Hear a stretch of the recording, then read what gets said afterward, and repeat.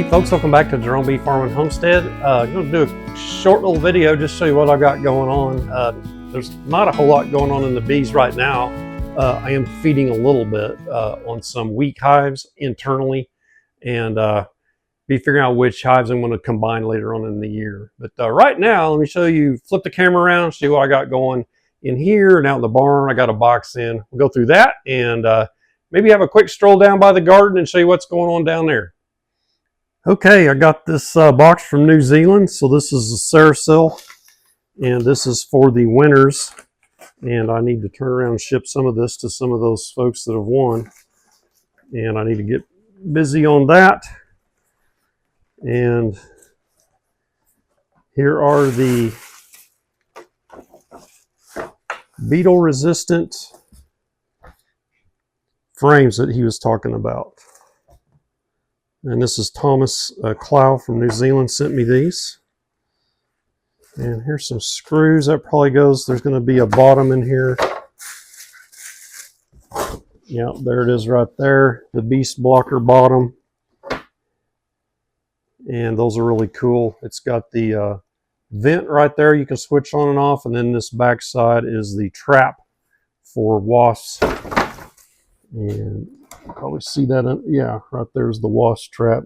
You put the little one-way, little dinky funnel things right there, so the wasps go in and they don't come out. And looks like we've got probably 10 frames there. And a Varroamite test bottle. So you put your half cup of bees in there, shake it around in that basket, and they come out there, and you count how many mites you have. And I think you're not supposed to have more than 4 per half cup of bees. And this will euphanize your bees, and that's okay. Just make sure your queen's not in there. That little amount of bees is not going to hurt your hive, and it's going to do more good by you knowing what's in there than that little amount of bees. And that queen will lay that many eggs, and many times more than that in a day. So you'll have that many, a half a cup of bees die in a day, just naturally. Let's see, another thing I got, ordered me some things on Amazon. I saw a video somewhere, don't remember, and someone had a outdoor barbecue grill cover, and it's round. So that will fit your extractor and cover it up. Because I've been, like everyone else, I use a tarp. It doesn't fit well. I did have that towel over it for in here. So yeah, that'll cover that up, and it's for a round smoker. It better be. I'm going to open it up and make sure. And let's see, from HillCo, I got me some casters for my tank.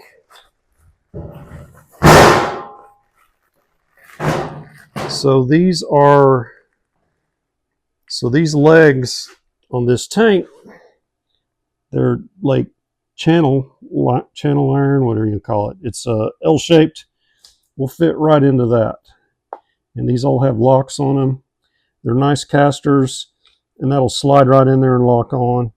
And I'll be able to roll my cappings tank around easily, take it back in there where I keep it stored, and be able to roll it out here without scratching this beautiful plastic fake wood floor all to pieces.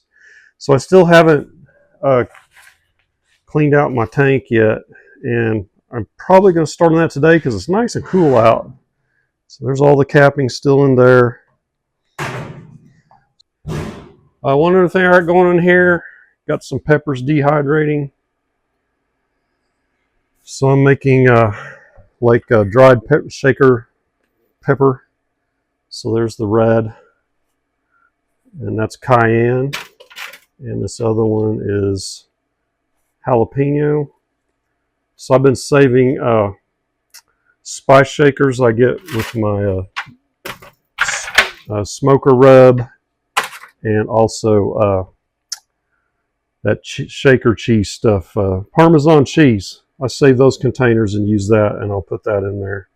So yeah, I've been using this little dehydrator. I've got one level left. Last winter I bought this nice Excalibur one, and I haven't even turned it on yet, so it'll hold a lot. Haven't needed it.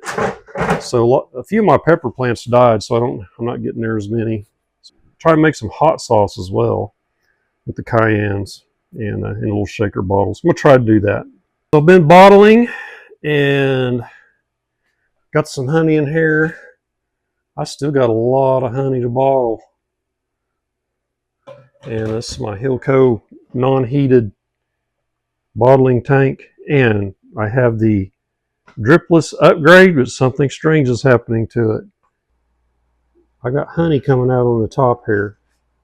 So I need to send that to John Hill. I think what's happening is this little plunger is starting to wear out the I think this is the 3D plastic printed fitting. I think it's wearing out and it's letting honey through. I don't know if there's a seal inside of there or what, but I took a picture of that. I'm going to send it to John. So I upgraded my scale for weighing my buckets. So there's that.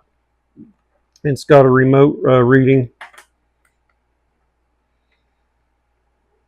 So yeah, it'll do kilograms and pounds, and I think it goes up to 300 pounds. So that'll help me see the reading a lot easier without the bucket being in the way. And the scales I've been using, they would turn off before I could ever get over there to shoot a picture of what the weight was. So yeah, I've been bottling, doing a few in jars and doing the bottles. Got some new labels. You might have saw these on my Facebook page. I think I may have put them on my YouTube community page too, but yeah, there's the new labels. Got quite a bit bottled up. These are the old ones. I've got some glass too, if anybody wants glass, the people that have plastic phobias. I've got a bunch of these boxes of empty glass, and I got my labels from Sticker Mule. Here they are. And I goofed up and I got them individual stickers instead of on the roll. So I got to peel every one of these apart instead of pulling them off the roll. And they sent some other propaganda there with it. Let's see. Yeah, oh, and I got it's not here now, but when you order Sticker Mule, you get a free bottle of hot sauce. All right, let's get on out into the garage. Show you what I got out there. So I've got all my super stacked here, unprotected. So I do need to get these put outside, cleaned up, and get them on the moth crystals. So what I got going on here, I got my roaster oven kicked on, and there's a little bit of wax in there that I've been using to roll onto my frames. So I collected up all my wax balls through the inspections throughout the year and pulling off the honey supers. You can see these are pretty gross, so I put it in a paint strainer, and I'm going to put these in here and melt these down. So I'm not going to mix this wax in with my other wax that I get from my cappings, because I want to keep that as pure as possible. This wax here will come out pretty dark, and I will use that to coat my wax frames or my foundations with wax. So I keep a few frames stored over here. That's what I got left right now. These are, I think, Man Lake frames, and they have a little bit of wax on them. You can kind of see that little streak down that, but after they sit a while, it just kind of dries out and the bees don't care for it. So I will give those a fresh coat of wax when I use them, if I use them next spring, and write the date on the top of them or the year, so I know what year they went into service. And I've also got some plastic frames that I purchased, and I'll coat those with wax as well. And those are from Pear Tree. So I've got a box here from Apimaye right here next to this Apimaye nuke. And let me show you what came in that. It's pretty cool. I've already opened it up. So like I said, I've been feeding some, And I had several different style of feeders, and I thought I would try these. So I bought 3 of these from Apimaye. This is a 10 frame deep, or a 10 frame box feeder. So the syrup goes in this part. Oops. See, that just lifts right off. And these little parts here are to keep the bees out. You got one on each end, so if your hive's leaning forward or backward, it'll flow that direction. And you can pop these out, and in the winter you could put solid sugar in here. So there's one of those on each side. So if you didn't want to give them a whole bunch, you could give them just a half. And there is a right here, and I think that's for a pollen patty. I'm not sure. So you could put a pollen patty in there, and that keeps it sealed off from the hive beetles getting to it, except I guess they could get to it from the bottom. So I got me 3 of those.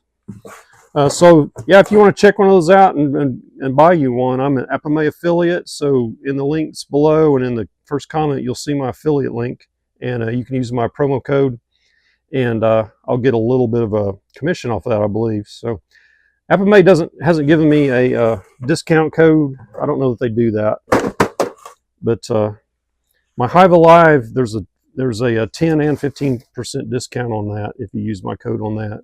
I think it's 15 on the fluid or the liquid, and 10 on the pollen patties and everything else. So there's the 7 frame nuke. I really like those. I think they work better with 6 frames in them, and you can split it right down the middle. It's got a divider and an entrance for each side, so you can do 3 and 3. And when you're doing small splits in the spring, that'll take 2 small splits, and you can raise 2 queens from a swarm cells if you got them, or whatever you want to do. And then when you're ready, you just expand it out into a full-size nuke and move on. So I keep this on about, whoa, that's way too hot. I'm glad I looked at that. I try to keep it on like 160. It was down there on 400. Yeah, probably to burn my barn down. But I must have bumped that when I was putting that in there. But yeah, I'll check that in the morning and squeeze it out, and then I'll start putting in my big cappings and my big tank cappings and clean that out, and get to putting those into the wax bars. All right, let's walk down by the garden real quick, and I'll show you what's going on down there. So we just got a 1/4 inch of rain. Really nice rain, and it's 70 degrees out, probably a little warmer than 70, but man, it's really cooled off nice. So there's a bunch of peaches right there. I don't think they're any good though. I think they have fungus stuff on them. They're just no good. We got a lot of pears coming in. Pears are dropping off that tree. They're actually ripe, so those pears get ripe earlier than most pears that I'm used to seeing. But that's all our fruit trees right in here. So go into this raised bed garden. Someone left the water on.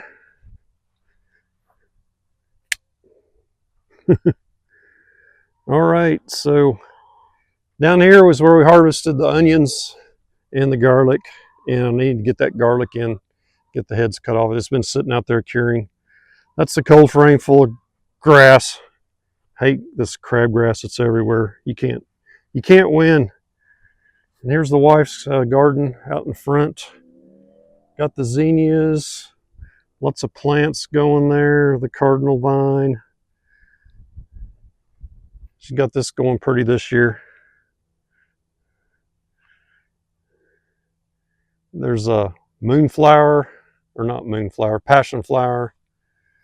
The bumblebees love those. It's a sunflower.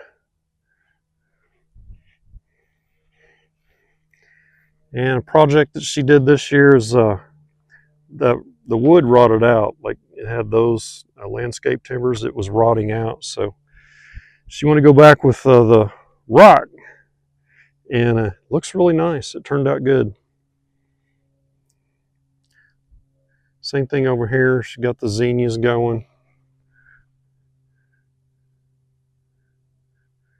Oh, there's a Gulf flutuary or whatever, however you say it. Wow, that's a pretty butterfly. It's like orange overload there.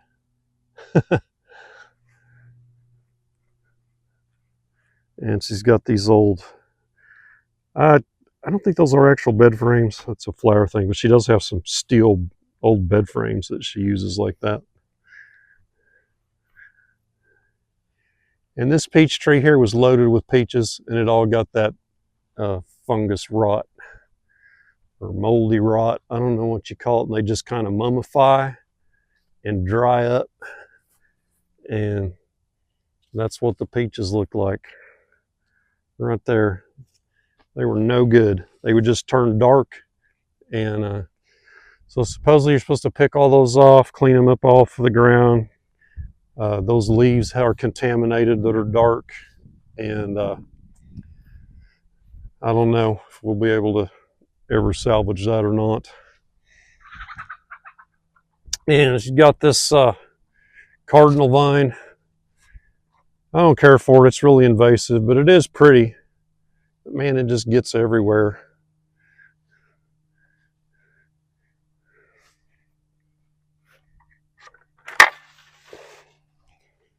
And here's the tunnel. So this year, oh, I can smell those passion flowers. This year it's got cucumbers on the right, and I think pole beans on the left. And she just started getting some of the pole beans, but right now it's mostly passion flower and passion fruit. There's one of the fruits. And we've been getting quite a few cucumbers. There's a nice one right there. And there's one. So with this method, your cucumbers are really easy to see. They just kind of pop right out at you or hang down like that. And she's been making pickles, bread and butter, dill, and she's been shredding up all of the brown boxes that don't have any labels on them and using that for mulching here. That works pretty good. And there's the squash, which I totally gave up on squash, but she's still trying to grow some because we always get the vine boring beetles in them, and it just kills the plant, which that plant right there, I think that's what's going on with it. It's starting to turn yellow. But haven't got a lot of fruit off of them, only a couple so far.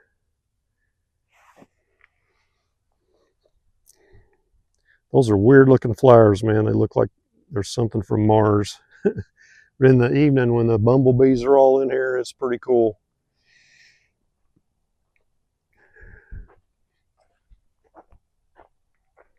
And she's been putting these wood chips in here from the big wood chip pile.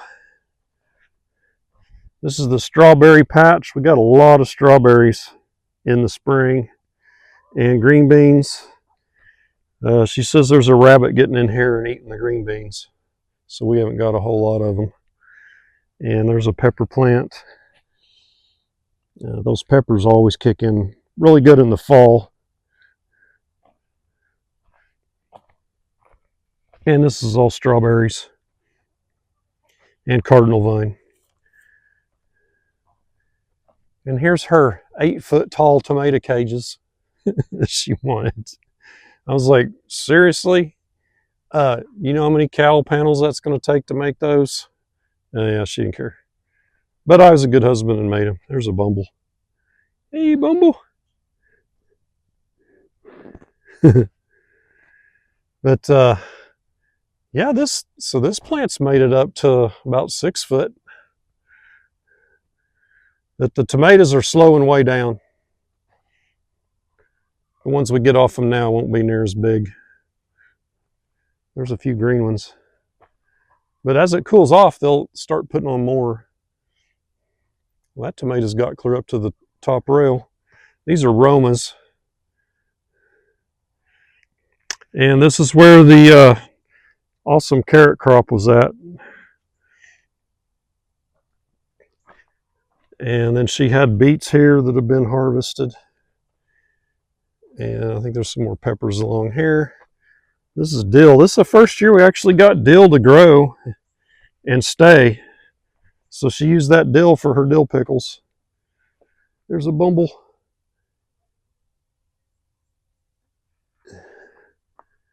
So she pretty much does this garden and I stay out of her way.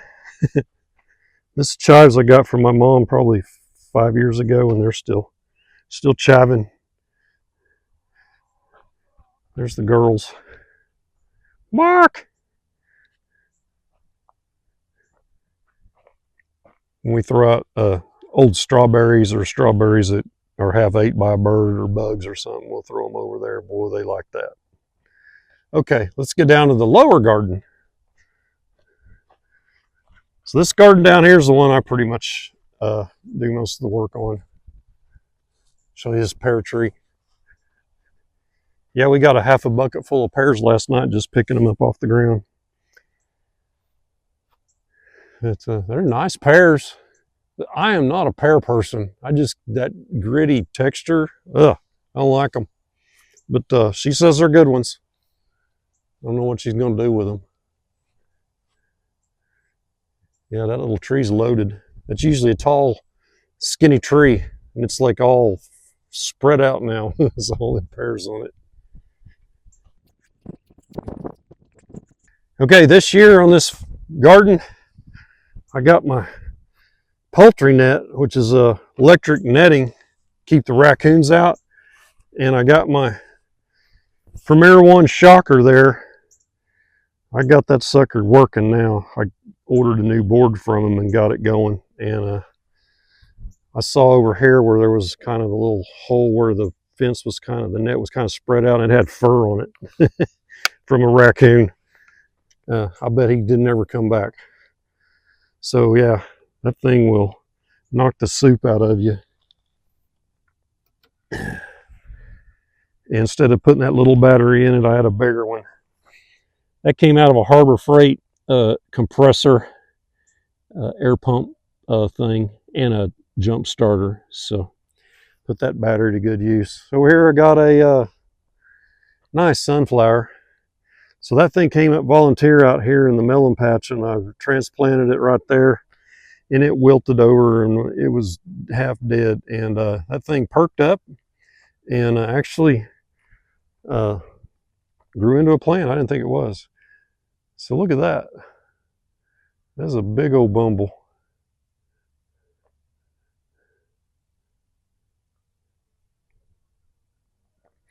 So here's my cayennes, and that's a jalapeno there in the middle, and another cayenne. And I got these V-Gaga raised beds. I got a couple of them, just try them out. I had potatoes in here.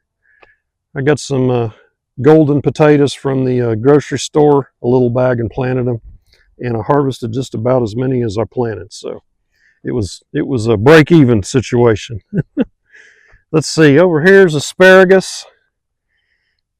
And this whole row is tomatoes.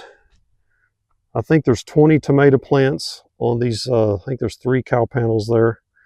And here's a tomato that's feeding the birds, keeping them nice and healthy. And this is a tomatillo plant, and I had no idea they were so flimsy. It's broke off multiple times. You can see the broke off limbs there.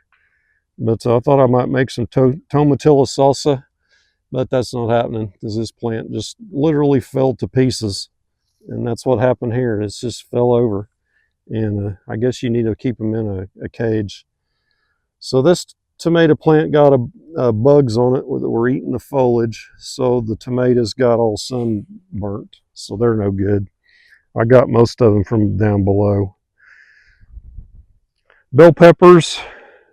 That's a red bell pepper plant there, but I picked all the red ones last night. And this is a mild jalapeno here. And I got a few more tomatoes right here. And these last 3 tomatoes I dug up and transplanted from the chicken run. And this is all melons here. So I got a row of cantaloupe. And I've got 2 types. I've got a heritage or a heirloom. So that row right there. So I got heirloom and the other normal kind of cantaloupes like you see in the grocery store. And the watermelons aren't doing so great. It's just the soil is not a sandy type soil here. It's clay. They don't like it. But I pulled up a watermelon last night, but it wasn't ripe yet. But what's weird is the kernels are all dead. It's like they are ripe. So maybe I need to be going back a tendril. So that one's dead and that one's dead. So all the tendrils are dead. Like it should be. I mean, that's how you tell when a watermelon's ripe, and they ain't ripe. So I guess we'll just wait a while. So I got like 3 varieties of watermelons. There's one there. That's a nice looking one. It's just not very big. And you can see the cantaloupes in there. There's one. We've been getting a lot of cantaloupes. Now the cantaloupes are delicious. They are good.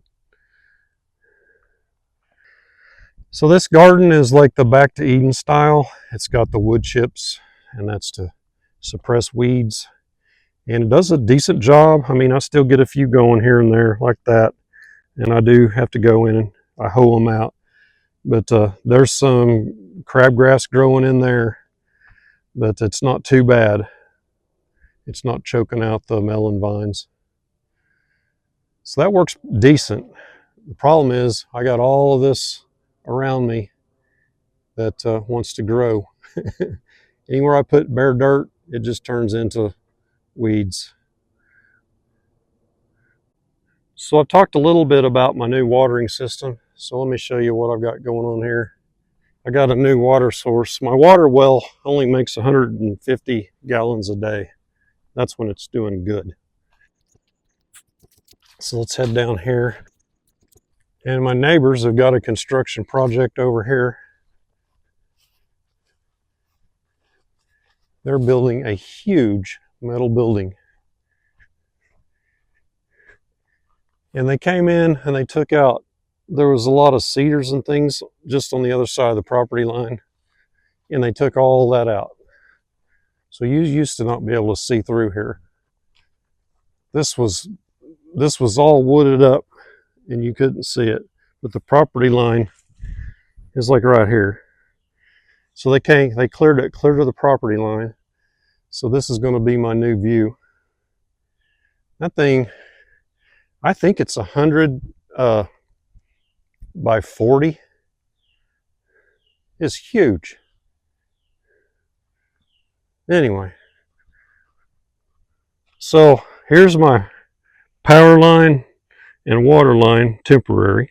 So that's 12 gauge extension cord, and it's there's 4 of them to get down here. Here's my water storage. So this is 2 IBC totes. I have them connected together with PVC. I've got a drain spout there to drain them in the winter. And I got a little jet pump right there. And that gives me 40 PSI, which it looks like it's pressured up, but it's not turned on. And it's got a check valve right there, so it can't back pressure into the tanks. And I've got 2 float valves in the tank on this side. I got a valve that when it gets full, it'll kick off pumps down below, and when it gets empty, it'll cut off this pump. So here's my 12 volt transformer that's powering my contactors. Here's my 2 contactors for my lower and upper pumps. So this one here is running that pump right there, and this one is running the pumps down below. So this is about a 30-foot head it has to pump up. So that's looking horizontal, and that's down there is where the pumps are. Go down there and take a look.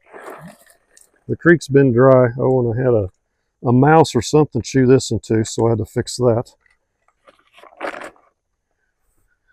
So I plan to, it got too hot on me this year and I wasn't able to get to it, but I want to trench this in, and I'm going to run PVC down here and PVC this all the way up. I'll put me a couple of sprinklers, and then right now it's got water hose going up to the gardens. I just distribute it out with teas and all of that. But it's really cool. I can just turn on those timers that water my garden twice a day with the drip lines. So this is the trail going down to where the little bridges are on the creek, where you see the wildlife videos. And here's my line coming down from the top.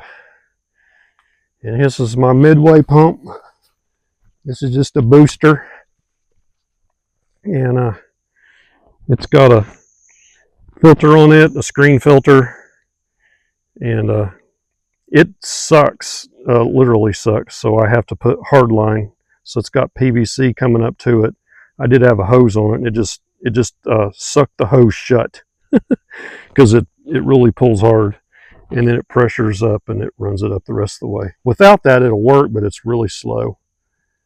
All right, let's get on down here. Boy, it is like super humid. I bet it's over 80% humidity.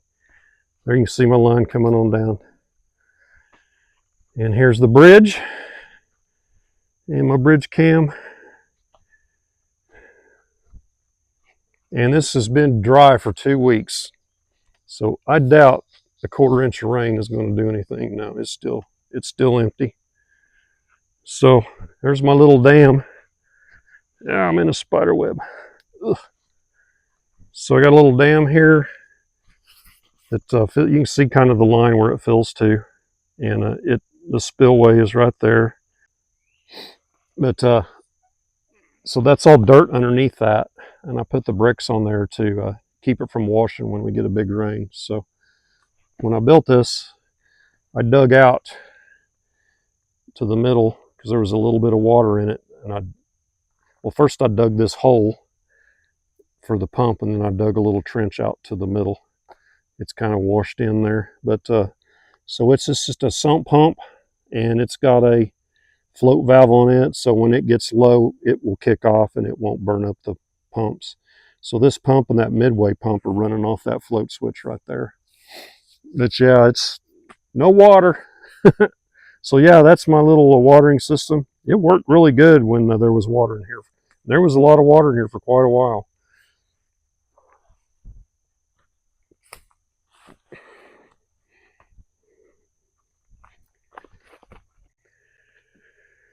Now, so some of you are probably saying, well, that's not legal. Well, some states I don't think it is. I researched it here, and as long as I let water pass and not stop all the water, it's legal. At least that's what the Google Net told me in Oklahoma.